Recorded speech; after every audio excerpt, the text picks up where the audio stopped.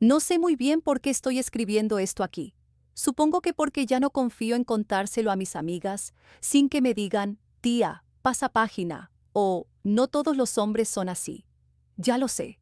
No necesito teoría. Necesito sacar esto de dentro antes de que me convenza a mí misma de que me lo inventé.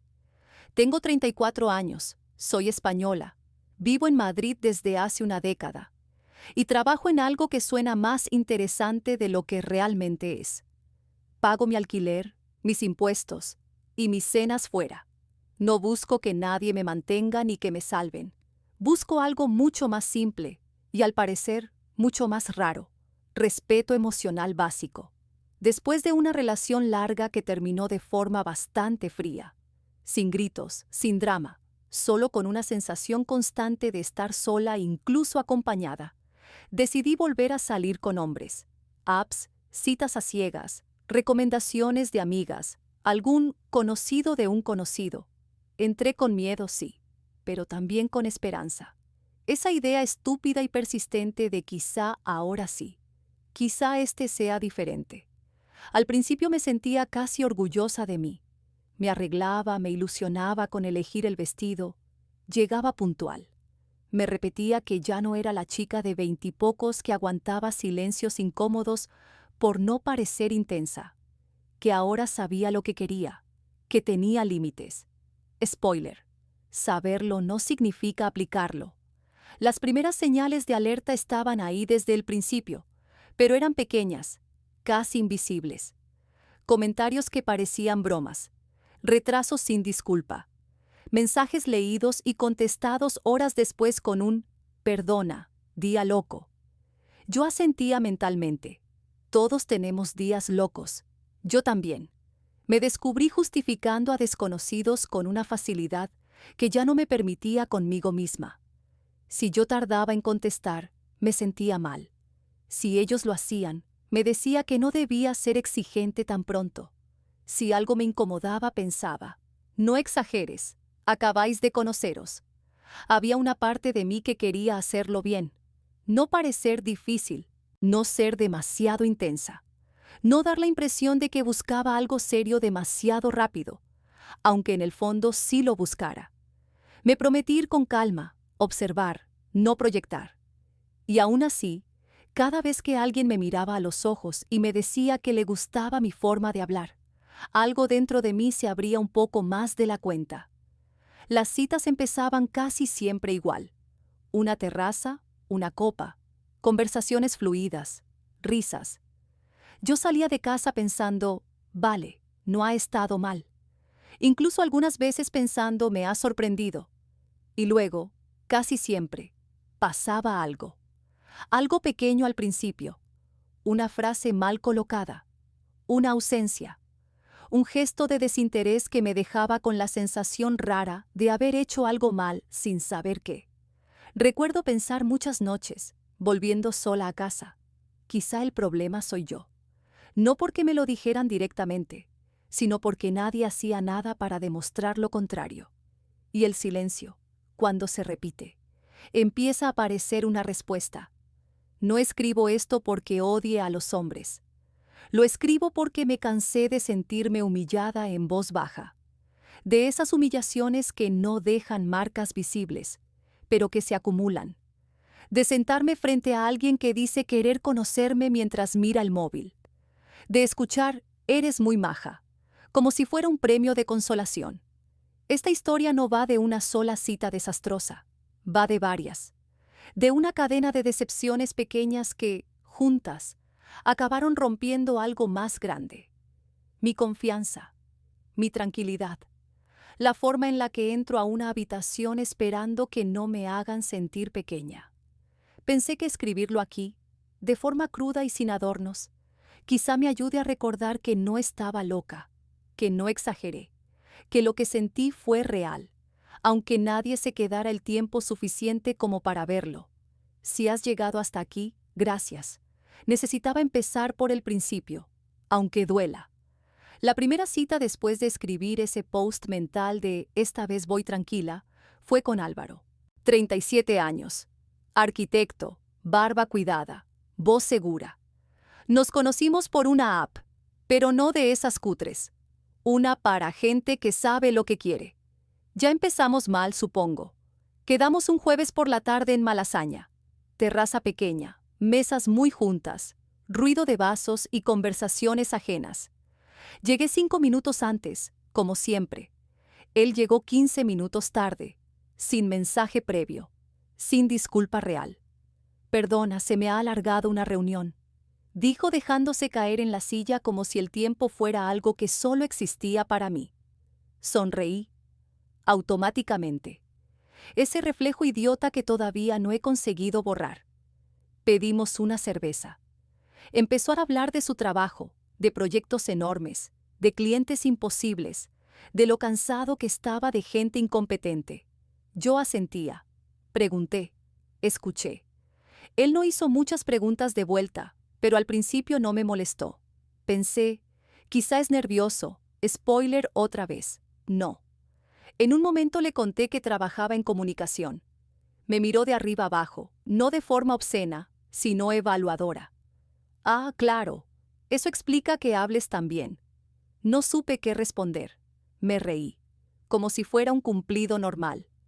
Noté ese pinchazo pequeño, casi imperceptible, pero lo dejé pasar. Siempre lo dejo pasar. Seguimos hablando. Él hablaba.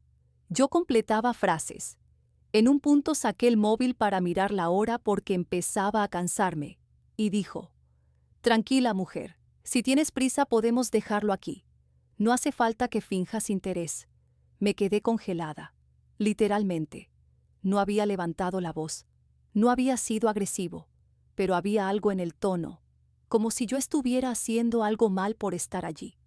No tengo prisa, dije, solo miraba la hora. Ya, respondió sonriendo. Es que hoy en día nadie sabe estar presente. Respiré hondo. Pensé en irme. Pensé en pagar mi parte y desaparecer. Pero también pensé que quizá estaba exagerando, que estaba sensible, que llevaba tiempo sin salir y había olvidado cómo eran estas dinámicas. Seguimos 10 minutos más. 10 minutos incómodos. Él empezó a hablar de su ex.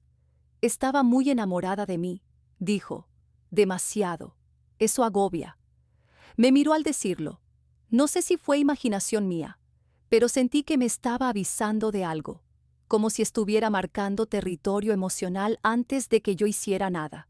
Cuando pedí la cuenta dijo: Bueno, podemos ir a otro sitio si quieres, aunque no prometo quedarme mucho. No dijo me apetece verte más, dijo no prometo quedarme. Esa fue la frase que se me quedó clavada. Le dije que no, que me iba a casa. Me levanté. Él ni se levantó. Me dio 2 besos distraídos y dijo: Ha estado bien, eres simpática, simpática. Otra vez esa palabra. Caminé hasta el metro con una sensación rara en el pecho. No era tristeza, era algo más sutil, como una vergüenza suave, como si hubiera ido a un sitio donde nadie me había pedido que fuera. Al llegar a casa me quité los zapatos y me senté en el sofá sin encender la luz. Revisé el móvil. Ningún mensaje suyo, obviamente, pero lo miré igual, como si esperar algo de alguien así tuviera sentido. Esa noche me acosté pensando, no ha pasado nada grave, y sin embargo me sentía pequeña, invisible, como si hubiera salido a ofrecer algo sincero y me lo hubieran devuelto envuelto en condescendencia. Al día siguiente me escribió: Fue un placer conocerte, eres muy agradable, suerte. No respondí, no porque fuera fuerte, sino porque no sabía qué decir sin traicionarme un poco más. Esa fue la primera decepción, no la peor, pero sí la que abrió la puerta, la que me enseñó que la humillación no siempre viene en forma de insulto. A veces viene disfrazada de sonrisa educada y frases correctas. Y yo, aún así, seguí saliendo, porque una parte de mí se negaba a creer que eso fuera todo lo que había. Después de Álvaro me prometí ser más cuidadosa, no más dar oportunidades, no más justificar comentarios raros. Me repetí que estaba aprendiendo, que aquello había sido solo una experiencia incómoda, no una señal de alarma general. Spoiler por tercera vez. Era una señal clarísima. y yo decidí ignorarla con una elegancia casi artística. A las 2 semanas conocí a Marcos, 35 años, periodista cultural, madrileño de los de Odio Madrid, pero no me iría nunca. Nos presentó una amiga común en una cena. Eso ya me dio cierta tranquilidad. Si es amigo de alguien de mi círculo, no puede ser tan desastre, pensé. Error clásico. La primera cita fue sorprendentemente buena. Vino puntual. Me abrazó al saludar, con esa naturalidad que te hace sentir cómoda sin invadirte.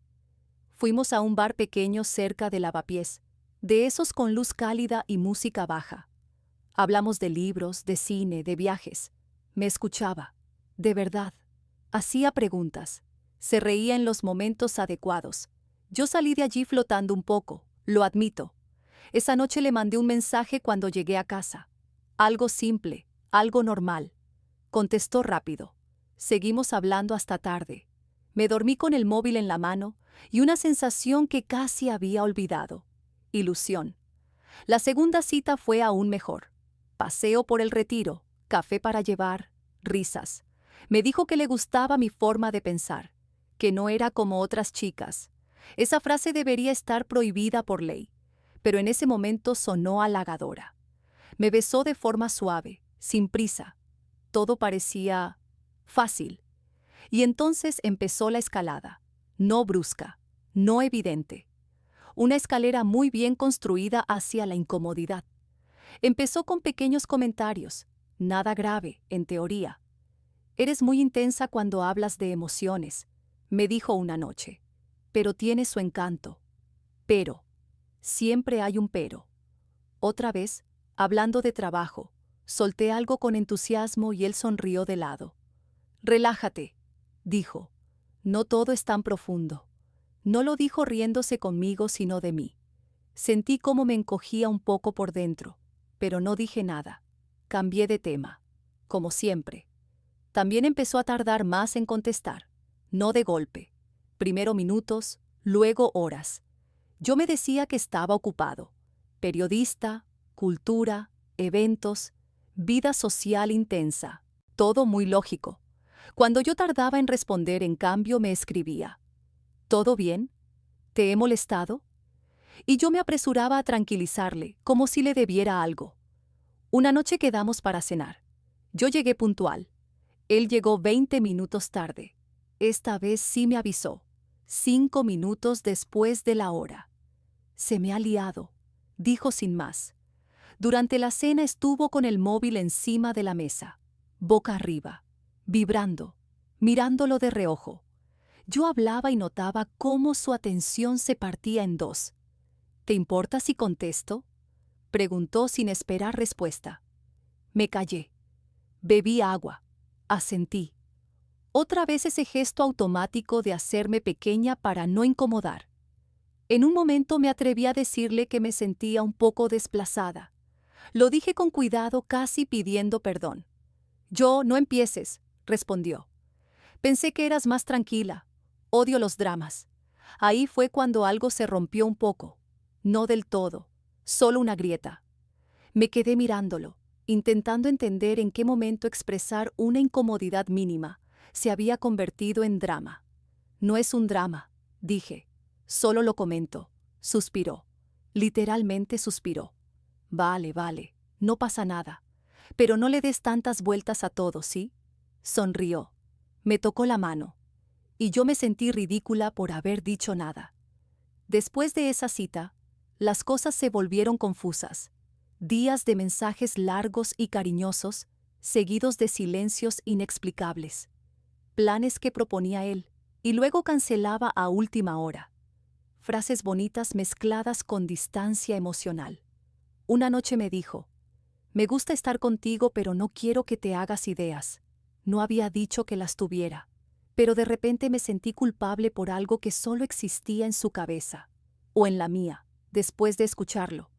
Empecé a medir mis palabras, a releer mensajes antes de enviarlos, a preguntarme si estaba siendo demasiado interesada, demasiado disponible, demasiado yo. Y lo peor es que, cuando estaba con él, todo parecía arreglarse. Me miraba, me besaba, me hacía sentir especial durante unas horas. Y luego volvía a la frialdad, ese vaivén que te descoloca y te engancha al mismo tiempo. Una noche, mientras caminaba a casa después de verlo, me di cuenta de que ya no estaba disfrutando. Estaba evaluando, midiendo, ajustándome. Pensé, esto no debería sentirse así. Pero otra parte de mí respondió, quizá así es como funciona ahora. Ahí estaba la verdadera humillación. No en una frase concreta, no en un gesto aislado, sino en la forma en que, poco a poco, empecé a dudar de mi derecho a esperar algo claro, a sentirme cómoda, a no tener que pedir permiso para existir emocionalmente. Y aún así, seguí, porque cuando todo parecía prometedor otra vez, yo quería creerle más a esa versión de él, que a la voz tranquila que empezaba a decirme que aquello no iba a acabar bien. La cita con Marcos que lo cambió todo empezó, irónicamente, como una de las mejores. Me escribió un martes por la mañana. Esta noche tengo ganas de verte. Vente conmigo a una inauguración. Te va a gustar. Inauguración sonaba importante, cultural, de su mundo. Me sentí incluida, elegida. Me arreglé más de lo habitual, no por él, sino porque quería sentirme segura en un entorno que no era el mío. Vestido negro sencillo, labios rojos, pelo suelto. Antes de salir me miré al espejo y pensé, tranquila, solo ve y disfruta. El evento era en una galería del centro, cerca de Chueca. Mucha gente, vino blanco, conversaciones a medias. Marcos llegó con prisa, me besó rápido y enseguida empezó a saludar a todo el mundo. Yo me quedé a su lado, sonriendo, observando, esperando a que me presentara. No lo hizo. Durante los primeros 10 minutos pensé que era un despiste. Luego empecé a notar el patrón. Hablaba con conocidos, con colegas, con mujeres muy seguras de sí mismas, y yo estaba ahí, a medio paso detrás, como un accesorio. Cuando intentaba entrar en alguna conversación, él me interrumpía sin darse cuenta, o peor, se daba cuenta y seguía hablando. «Marcos», le susurré en un momento. «¿Me presentas?» Me miró sorprendido como si acabara de pedir algo raro. «Ah, sí, claro», dijo. «Perdón». Me presentó con un gesto vago. Ni siquiera dijo mi nombre completo. Una amiga. Eso fue todo, amiga. Sentí cómo se me calentaban las mejillas. Bebí un sorbo largo de vino para disimular.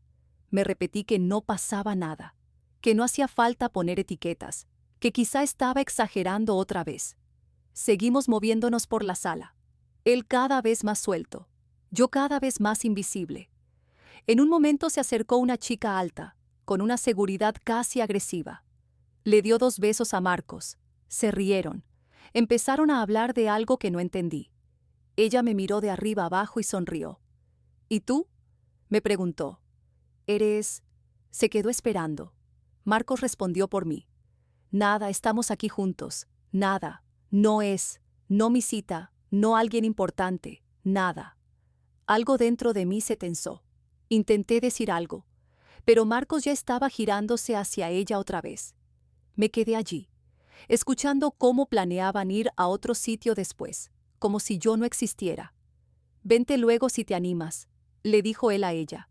«Esto se va a animar más tarde». Ella asintió, me dedicó otra mirada rápida y se fue. Yo me quedé quieta, demasiado quieta. Sentí esa mezcla de vergüenza y rabia que te paraliza. No quería montar una escena. No quería parecer la novia pesada. No quería confirmar ese papel que él parecía haberme asignado sin preguntarme. «¿Nos vamos?», le dije al cabo de unos minutos. «Me duele un poco la cabeza».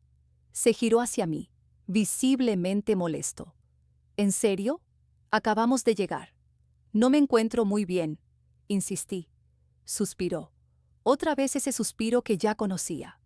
«Vale, pero espera un momento».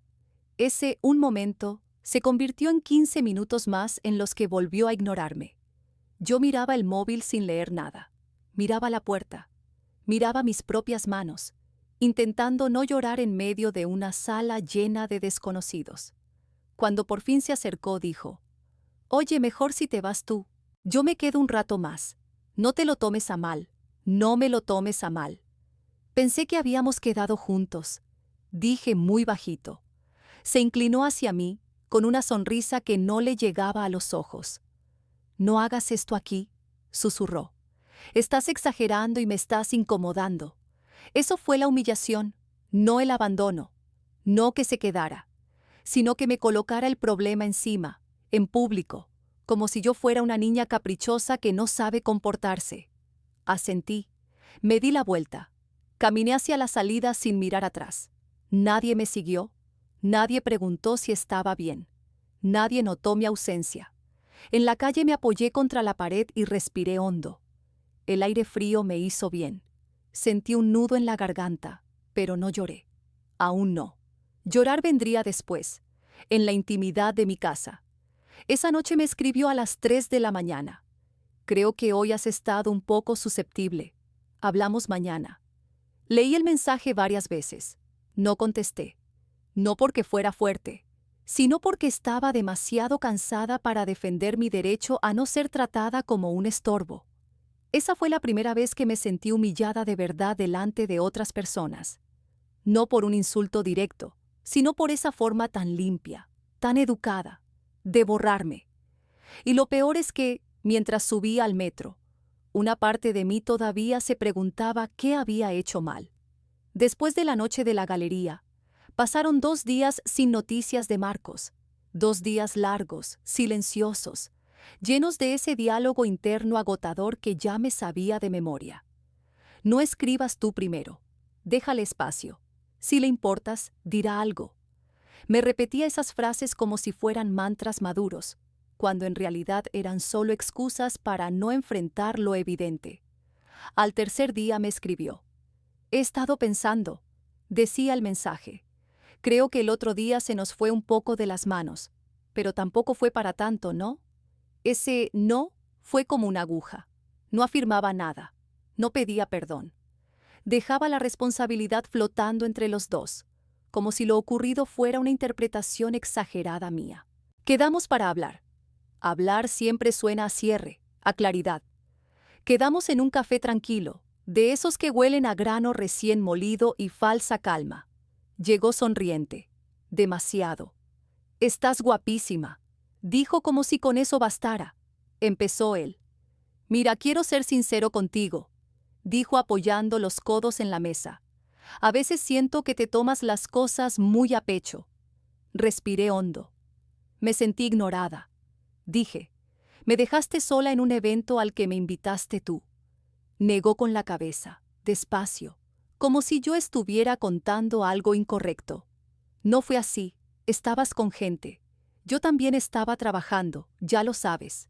«No me presentaste a nadie», insistí. «Porque no era el momento», respondió. «No todo gira en torno a ti». Esa frase me dejó helada. No por el contenido, sino por la seguridad con la que la dijo, como si fuera una verdad objetiva, como si yo hubiera cometido un error grave por esperar un mínimo de consideración.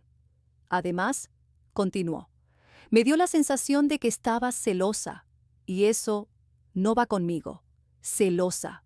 Ahí estaba. La palabra que lo ensucia todo, la que convierte una reacción legítima en un defecto personal. No estaba celosa, dije. Estaba incómoda. Sonrió con condescendencia. «¿Ves eso? Siempre necesitas ponerle nombre a todo. A veces las cosas simplemente pasan». Me quedé mirándolo, intentando encontrar al hombre atento de las primeras citas, al que escuchaba, al que parecía comprender. Pero lo único que veía era a alguien muy cómodo redefiniendo la realidad para salir ileso. «Esa chica», me atreví a decir, «la de la galería. Parecía que teníais algo». Se rió. Literalmente se rió. «¿Ella? Por favor, es una amiga». «Bueno, amiga», añadió. «Además, aunque no lo fuera, no somos nada, ¿no? No somos nada». Otra frase comodín. Otra forma elegante de invalidar cualquier expectativa sin haber sido nunca claro desde el principio. «Entonces, ¿qué somos?», pregunté. Se encogió de hombros. «Lo que surja, sin presión». pensé que estabas en ese punto de tu vida. Ese fue el gaslighting más sutil. No negar hechos, sino reinterpretarlos de forma que yo quedara como la que no había entendido las reglas del juego, como la que se había ilusionado sola, como la que había leído señales donde no las había. Salí de ese café con una sensación de confusión brutal. Parte de mí pensaba que quizá tenía razón, que había exagerado, que debía ser más ligera, más moderna, menos emocional. Otra parte, más silenciosa, empezaba a cansarse. Esa misma noche subió una foto a Instagram. La galería, la chica alta, copas, risas, el etiquetado. Yo no aparecía en ninguna parte, no porque no estuviera, sino porque no encajaba en la narrativa que quería mostrar. Al día siguiente le escribí algo sencillo. Creo que buscamos cosas distintas. Tardó horas en responder. No entiendo por qué dramatizas tanto. Me caes muy bien, pero esto que estás montando es innecesario. Ahí entendí la mentira más grande de todas. No la de la galería, no la de la otra chica, sino la de hacerme creer que pedir claridad era dramatizar, que expresar dolor era exagerar, que defenderme era complicar las cosas. Esa noche lloré, no solo por él, lloré por mí, por todas las veces que había dudado de mi propia percepción, para mantener cerca a alguien que no tenía ningún problema en perderme. Y aún así, lo peor no fue el llanto, fue esa voz interior que, incluso entonces, susurraba: quizá podrías haberlo hecho mejor. Eso es el gaslighting, no cuando alguien miente descaradamente, sino cuando consigue que tú empieces a hacerlo por él. Después de Marcos juré que pararía, que me tomaría un descanso, que no volvería a meterme en otra dinámica confusa solo por no estar sola.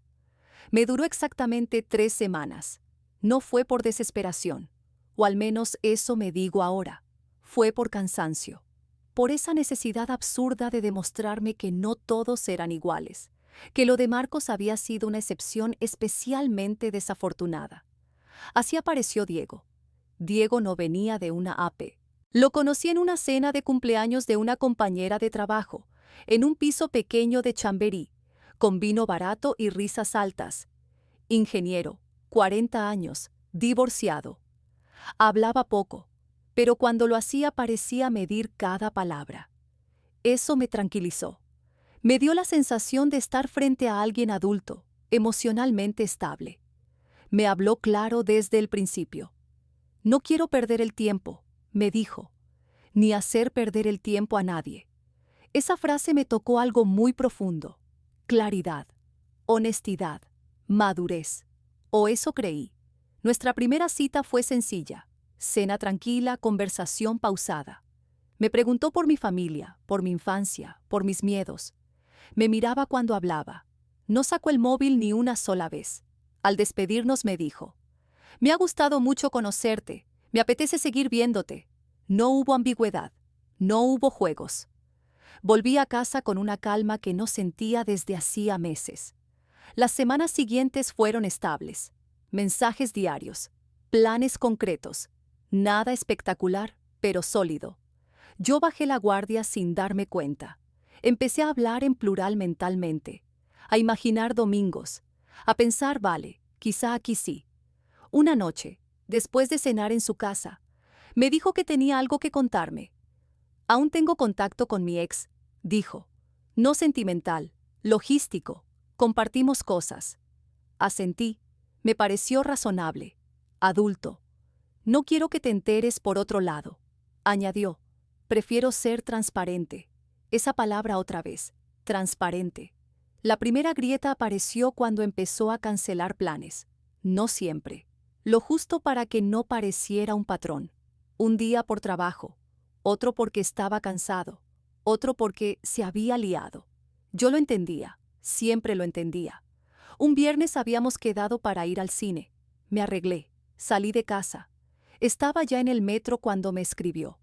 Lo siento, se me ha complicado la tarde. ¿Lo dejamos para otro día? Me quedé parada en el andén.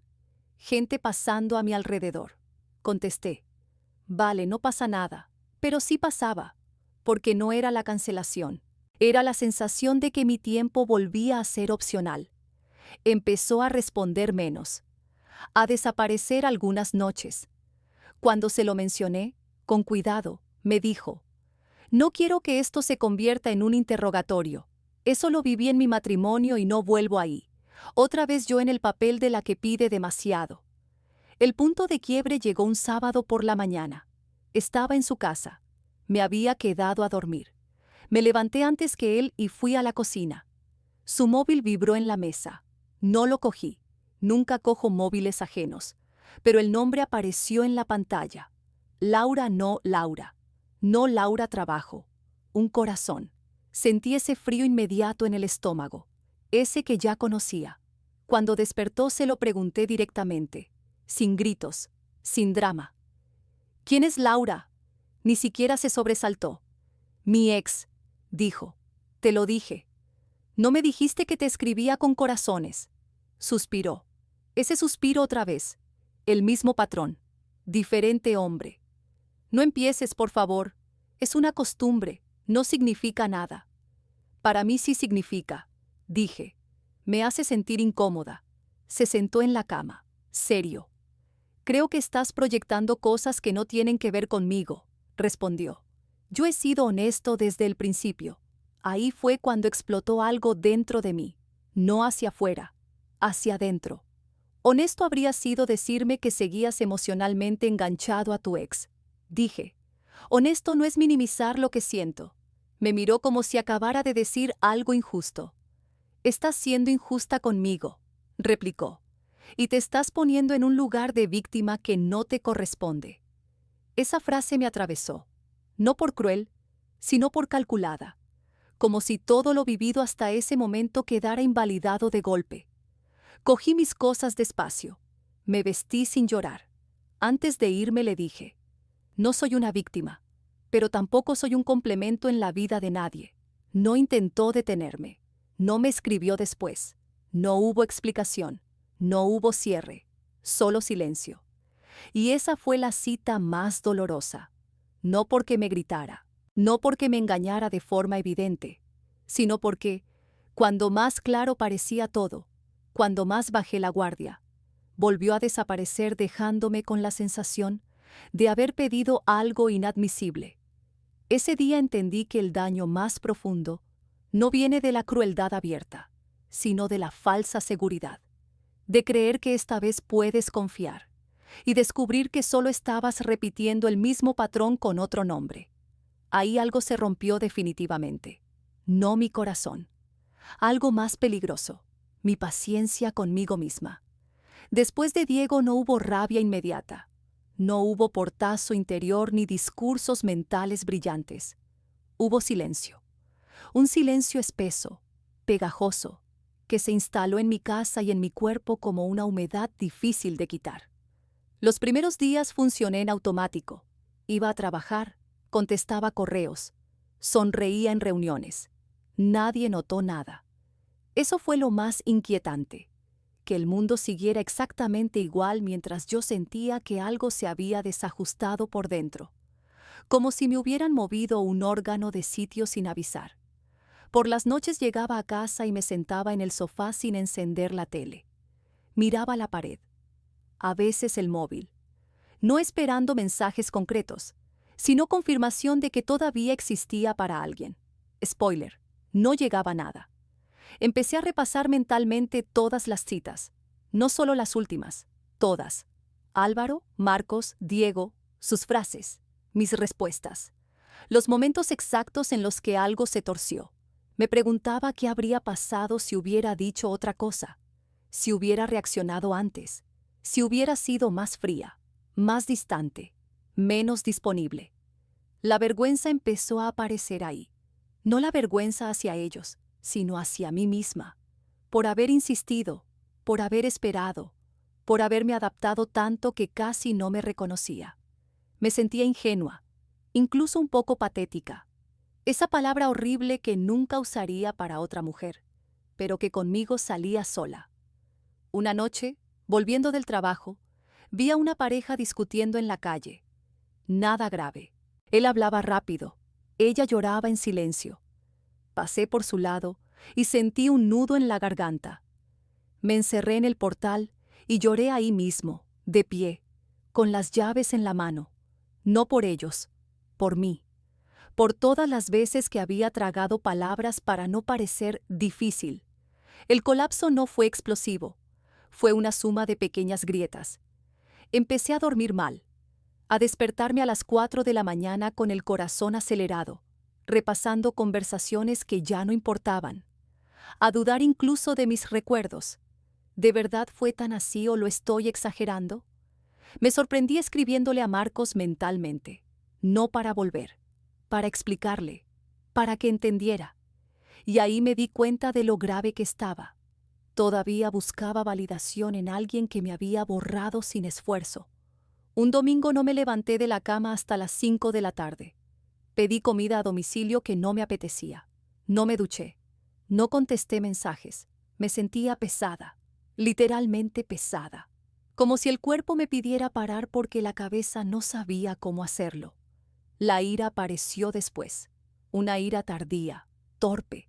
Me enfadaba conmigo por no haberme ido antes de cada situación, por haber sonreído cuando quería levantarme, por haber explicado mis límites en lugar de exigirlos, por haber aceptado migajas emocionales como si fueran lo normal. Pensé muchas veces, algo debo estar haciendo mal. Y esa idea es peligrosísima, porque te lleva a intentar corregirte en lugar de protegerte, a moldearte para encajar en dinámicas que ya vienen rotas. Hubo una noche especialmente dura. Abrí el móvil y vi fotos de conocidos felices en pareja. Bodas, aniversarios, escapadas de fin de semana. Sentí una envidia fea, viscosa, que me dio asco de mí misma. Cerré Instagram y tiré el móvil al sofá como si quemara. Me miré al espejo del baño y no me gustó lo que vi. No físicamente, emocionalmente. Vi a una mujer cansada de explicarse, de esperar, de ser paciente con personas que no lo eran con ella. Vi a alguien que había empezado a dudar de su valor por la incapacidad emocional de otros. Ese fue el fondo. No tocar fondo por un hombre concreto, sino por la suma, por el patrón, por la sensación de que, cita tras cita, algo se iba erosionando lentamente. Mi dignidad tranquila, esa que no hace ruido pero sostiene todo. Lloré mucho esos días. Lloré por lo que fue, por lo que no fue, por lo que podría haber sido si alguien hubiera sabido quedarse. Lloré también por mí, por haber confundido comprensión con aguante. Y en medio de todo ese caos emocional, apareció una idea incómoda, no clara, no bonita, solo una pregunta insistente. ¿Y si el problema no es que me elijan mal, sino que yo me quedo donde no me eligen del todo? No era aún una conclusión, era apenas un pensamiento, pero fue la primera vez, en mucho tiempo, que la pregunta no iba dirigida a entenderlos a ellos, iba dirigida a mirarme de frente. La pregunta no se fue. Se quedó conmigo varios días, instalada en la cabeza como una canción que no te gusta, pero no puedes dejar de tararear. ¿Y si yo me quedo donde no me eligen del todo? Al principio me resistí. Era más fácil pensar que simplemente había tenido mala suerte, que había dado con 3 hombres emocionalmente torpes seguidos. Pero cuanto más lo pensaba, más incómodo se volvía. Empecé a repasar no solo lo que ellos habían hecho, sino lo que yo había tolerado. Toleré retrasos sin disculpa. Toleré frases ambiguas disfrazadas de sinceridad. Toleré silencios que me hacían dudar de mí. Toleré sentirme mucho cuando en realidad estaba pidiendo lo mínimo. Y lo más duro, lo hice conscientemente. No porque no supiera que algo estaba mal, sino porque tenía miedo de quedarme sola. Ese fue el golpe real, no ellos. Ese miedo silencioso que me hacía negociar mis propios límites. Me di cuenta de que siempre había una excusa elegante lista en mi cabeza. Está ocupado. Viene de una relación complicada. No quiere presiones. Yo también tengo mis cosas. Excusas que me hacían sentir madura, comprensiva, moderna, pero que, vistas desde fuera, eran solo justificaciones para no enfrentar la verdad. No me estaban cuidando. Empecé a ver un patrón muy claro. Elegía hombres que parecían emocionalmente inaccesibles pero interesantes, distantes pero carismáticos. Y luego me esforzaba en ser la mujer tranquila, flexible, razonable, con la esperanza de que eso les hiciera quedarse. Como si el amor fuera un premio a la paciencia. No lo es. También vi algo más incómodo todavía. Me había acostumbrado a explicar mis límites en lugar de ejercerlos. A decir esto me duele, esperando que el otro reaccionara, en vez de simplemente irme cuando algo se repetía. Confiaba demasiado en la empatía ajena y muy poco en mi propia capacidad de decidir. Una tarde quedé con una amiga de toda la vida. Le conté todo, sin adornos, sin hacérmela fuerte. Cuando terminé, me miró en silencio unos segundos y dijo: «Tía, tú no pides demasiado, te quedas demasiado tiempo». Esa frase me cayó como un cubo de agua fría, porque no sonaba a juicio, sonaba a evidencia. Volví a casa caminando despacio, pensando en todas las veces que había pensado, le voy a dar una oportunidad más. En todas las veces que había confundido potencial con realidad. En cómo había aprendido a soportar pequeñas humillaciones, porque no eran lo suficientemente grandes como para justificar una huida inmediata. Entendí algo fundamental. El respeto no se negocia cuando ya te están faltando a él. Se presupone o no existe. También empecé a notar algo nuevo, una especie de cansancio distinto. No el cansancio triste del colapso, sino uno más lúcido. El cansancio de no querer repetir lo mismo otra vez solo, para confirmar lo que ya sé. Dejé de escribir mensajes largos explicando cómo me sentía. Dejé de analizar respuestas. Dejé de buscar significado en silencios ajenos. Empecé, poco a poco, a escuchar mis reacciones físicas. El nudo en el estómago, la tensión en los hombros, esa incomodidad temprana que siempre aparece antes de que la cabeza encuentre excusas. No era un empoderamiento, no era fuerza, era claridad incómoda. Por primera vez dejé de preguntarme por qué hacen esto, y empecé a preguntarme por qué me quedo. Y aunque la respuesta no me gustaba, al menos ya no me hacía sentir loca. Esa reflexión no arregló nada de golpe. No me convirtió en una mujer nueva ni en una versión perfecta de mí misma. Pero sí puso algo en su sitio, la idea de que mi dignidad no tenía que demostrarse siendo comprensiva. Tenía que protegerse siendo coherente. Y por primera vez en meses, esa idea me dio un poco de paz. No fue un gran gesto, no hubo discurso ni momento cinematográfico. Recuperar la dignidad empezó de una forma casi ridícula, no contestando un mensaje. Fue de Javier, 39 años. Lo había conocido semanas antes, en un afterwork. Intercambiamos números, nada serio. Un ya quedamos. Me escribió un martes a las 11 de la noche. Oye, ¿que estás despierta? Podríamos vernos ahora. Antes ese mensaje me habría generado una pequeña descarga de adrenalina. Le intereso, piensa en mí. Habría contestado rápido, quizá con una broma, quizá justificándome si no podía. Esta vez sentí otra cosa, cansancio, y algo parecido al hastío.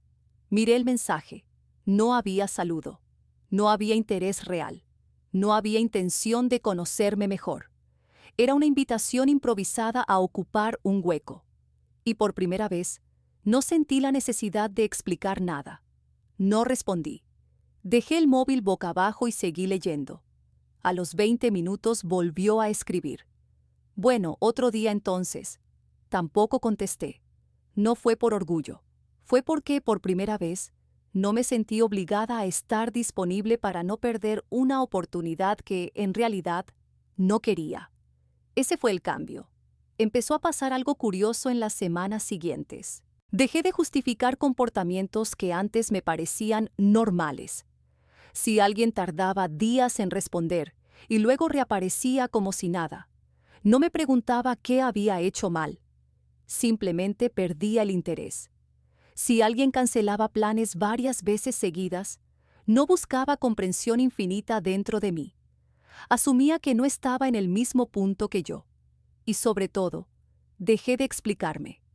No más mensajes largos aclarando intenciones. No más solo quería decirte cómo me siento, a personas que no habían demostrado querer escuchar. Empecé a responder con coherencia en lugar de emoción. Esto no me encaja. Busco otra cosa. Prefiero parar aquí. Frases cortas, sin culpa, sin justificación. Al principio me sentía dura, fría, casi antipática. Había interiorizado tanto la idea de ser comprensiva que poner límites me parecía una forma de violencia. Pero con el tiempo entendí que no estaba siendo cruel. Estaba siendo clara. Hubo una cita más, una sola. Un hombre simpático, conversación agradable, risas. A mitad de la cena hizo un comentario despectivo sobre su ex. Nada exagerado. Lo justo para que antes lo hubiera dejado pasar. Esta vez no. No me siento cómoda con cómo hablas de ella. Dije tranquila. Creo que no es buena señal. Se quedó sorprendido. Intentó arreglarlo con una broma. Sonreí educadamente. Terminé la cena y me despedí. En el metro, de camino a casa, sentí algo que llevaba tiempo sin sentir. Ligereza. No por haber rechazado a alguien, sino por no haberme traicionado. Recuperar la dignidad no fue volverme inaccesible ni levantar muros. Fue aprender a no quedarme donde tenía que encogerme para encajar. Fue entender que la tranquilidad no es aburrida, es un indicador. Empecé a disfrutar de mis propios silencios, de mis planes conmigo misma, de no tener que estar pendiente del móvil, de no medir mi valor en función de la atención de nadie. Y lo más importante, dejé de confundir intensidad con conexión. No sabía aún qué iba a hacer después. No tenía una gran decisión tomada, pero por primera vez, no me sentía a la espera de que alguien me eligiera mejor. Me estaba eligiendo yo. Y eso, aunque suene pequeño, cambió completamente la forma en la que entraba y salía de cualquier historia. La decisión no llegó como un anuncio solemne ni como una promesa escrita en un cuaderno bonito. Llegó una mañana cualquiera, mientras me tomaba un café sola en la cocina, mirando por la ventana sin pensar en nadie en concreto. Y eso ya era una señal. Me di cuenta de que llevaba días, semanas, sin sentir ansiedad al despertar, sin revisar el móvil buscando mensajes que no estaban, sin esa necesidad constante de validación externa, que antes se colaba en los huecos más pequeños de mi rutina. El silencio ya no pesaba, acompañaba. Decidí parar de salir con hombres durante un tiempo indefinido, no como castigo, no como huida, sino como espacio para recalibrar, para volver a escucharme sin interferencias, sin expectativas ajenas filtrándose en cada gesto. Desinstalé las apps sin ceremonia. No sentí alivio inmediato ni miedo, sentí neutralidad, como cerrar una pestaña del navegador que lleva demasiado tiempo abierta sin aportar nada. También tomé otra decisión más incómoda, dejar de romantizar la paciencia. Durante años había confundido aguante con madurez. Permanecer con personas confusas me hacía sentir fuerte, comprensiva, mejor que el drama. Pero entendí que esa narrativa solo beneficiaba a quien no tenía que esforzarse. Me prometí algo muy concreto. La próxima vez que alguien me hiciera dudar de mi valor, no me quedaría lo suficiente como para racionalizarlo. No necesitaba irme de la ciudad ni reinventarme por completo. Madrid seguía siendo mi casa, mis bares de siempre, mis paseos, mis domingos lentos. Lo que necesitaba cambiar no era el escenario, sino la forma en la que me colocaba dentro de él. Empecé a invertir tiempo en cosas que había postergado sin darme cuenta. Volví a clases de yoga. Retomé la costumbre de escribir sin objetivo, solo por placer. Quedé con amigas sin hablar de citas, hombres ni decepciones. Y cuando salía sola, ya no sentía que estaba entre relaciones. Estaba simplemente viviendo. También redefiní lo que significaba el amor para mí. Ya no como intensidad, ni como urgencia, ni como ese vértigo constante de no saber dónde estás parada. Amor para mí empezó a parecerse más a calma, a coherencia, a alguien que no te obliga a traducir cada gesto. La decisión no fue cerrarme al futuro, fue dejar de perseguirlo. Por primera vez entendí que no tenía que demostrar que era digna de ser elegida. Tenía que decidir a quién dejar entrar. Y esa diferencia, aunque parezca sutil, lo cambia todo. No sabía cuándo volvería a salir con alguien, ni si lo haría pronto. Pero ya no sentía prisa. Y esa ausencia de prisa era, en sí misma, una forma de libertad. La decisión estaba tomada, no desde el miedo, sino desde el respeto propio. Y por primera vez, eso se sentía suficiente. Si algo aprendí de todas esas citas fallidas, no fue a detectar mejor las mentiras, ni a leer entre líneas con más precisión. Aprendí algo mucho más simple y mucho más difícil, a no quedarme donde me siento pequeña. Durante mucho tiempo pensé que el amor era cuestión de insistir un poco más, de tener paciencia, de saber esperar a que el otro estuviera listo. Pensaba que si yo era clara, comprensiva y tranquila, eventualmente alguien valoraría eso. Lo que no entendía entonces es que la claridad solo funciona con quien también quiere ser claro. Con los demás, solo te deja expuesta. Las humillaciones que viví no fueron siempre evidentes. Nadie me gritó ni me insultó abiertamente. Fueron miradas que se desviaban, mensajes que no llegaban, frases ambiguas que me colocaban en duda constante. Y durante mucho tiempo minimicé ese daño porque no parecía suficiente para irme. Ahora sé que no necesito acumular pruebas para protegerme. A las mujeres que estén leyendo esto y se reconozcan en alguna parte de mi historia, solo quiero decirles esto, sin adornos. No estás exagerando. Si algo te duele de forma persistente, no es una tontería. Si te sientes confundida la mayor parte del tiempo, no es amor. Y si tienes que rebajarte para que alguien se quede, no merece que te quedes tú. Pon límites antes de que te los pidan. No expliques más de lo necesario. Observa cómo te sientes después de ver a alguien, no solo durante. La tranquilidad no es aburrida. Es una señal de seguridad. No todos los hombres son iguales, es verdad. Pero eso no importa tanto como creer que tú sí mereces algo distinto. No esperes a que te elijan mejor. Elígete tú primero. Hoy no tengo una historia de amor que contar. Y por primera vez, eso no me hace sentir incompleta. Me siento entera, en paz conmigo misma.